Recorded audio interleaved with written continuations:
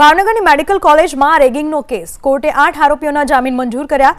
તમામના પાસપોર્ટ જમા કરાવવાનો આદેશ. તપાસમાં પૂરતો સહકાર આપવા સહિતની શરતોનું પાલન કરવામાં આવશે.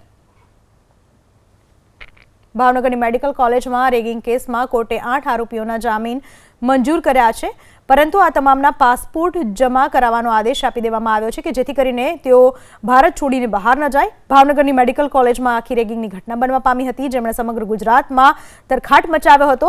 8 આરોપીઓ જે છે તેના જામીન મંજૂર કરવામાં આવ્યા છે અને તપાસમાં પૂરતો સહકાર આપવાની શરતે તેમને જામીન આપવામાં આવ્યા છે. સાથે આ તમામના પાસપોર્ટ કબજે લેવામાં આવ્યા છે. વાત રાજકોટની ત્રંબામાં યુવકની હત્યા કેસને લઈને મોટો ખુલાસો. મોબાઈલમાં સ્ટેટસ રાખવા બાબતે હત્યા થઈ હોવાનો ધડાકો.